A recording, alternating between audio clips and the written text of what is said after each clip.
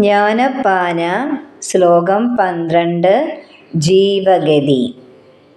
കൃഷ്ണ കൃഷ്ണ മുകുന്ദ ജനാർദ്ദന കൃഷ്ണ ഗോവിന്ദ നാരായണ ഹരേ അച്യുതാനന്ദ ഗോവിന്ദ മാധവ സച്ചിദാനന്ദ നാരായണ ഹരേ.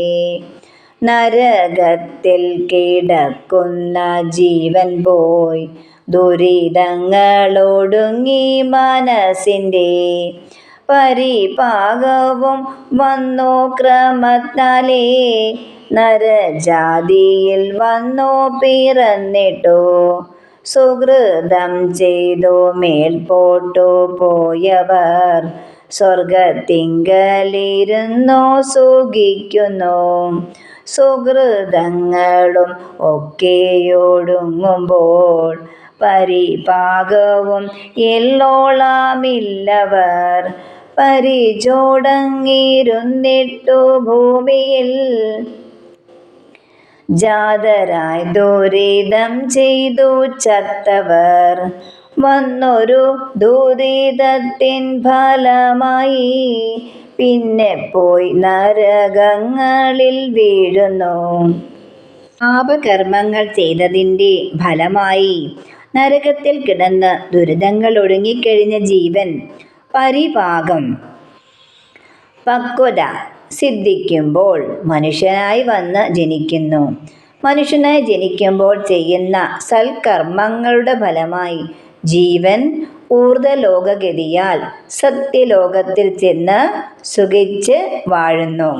എന്നാൽ ചെയ്ത സൽക്കർമ്മങ്ങളുടെ ഫലം അനുഭവിച്ചു തീരുമ്പോൾ ഒട്ടും പരിപാകമില്ലാതെ വീണ്ടും ഭൂമിയിൽ പതിച്ച് വീണ്ടും ദുരിതങ്ങൾ ചെയ്ത് നരകത്തിൽ തന്നെ ചെന്നു വീഴുന്നു. പാപകർമ്മങ്ങൾ ചെയ്താൽ നരകത്തിൽ കിടന്ന് യാതന അനുഭവിക്കണമെന്നത് അനിവാര്യമായ ഒരു കാര്യമാണ്. പാപത്തിൻ്റെ രീതിക്കും ഗൗരവത്തിനും അനുസരിച്ച് നരകത്തിൻ്റെ സ്വഭാവത്തിനും നരകത്തിൽ കിടക്കേണ്ട കാലത്തിനും വ്യത്യാസങ്ങളുണ്ട്. ഒട്ടനേകം നരകങ്ങളുള്ളതിൽ 28 പ്രധാനമായും പറയപ്പെടുന്നത്. നരകയാതന അനുഭവിപ്പിച്ച് ജീവനെ ശുദ്ധീകരിച്ച ശേഷമാണ് വീണ്ടും മനുഷ്യയോനിയിൽ ജനിപ്പിക്കുന്നത്. വീണ്ടും ദുഷ്കൃത്യങ്ങൾ ചെയ്യുന്നതിൻ്റെ ഫലമായി നരകത്തിൽ തന്നെ പതിക്കേണ്ടി വരുന്നു. ഇതൊരു ദൂഷിത വലയം പോലെയാണ്. അതുകൊണ്ട് സൽക്കർമ്മങ്ങൾ ചെയ്ത് ജീവിക്കുക. പുനർജന്മം ഉണ്ടാകുമ്പോൾ നല്ല ജന്മങ്ങൾ ഭഗവാൻ തരും.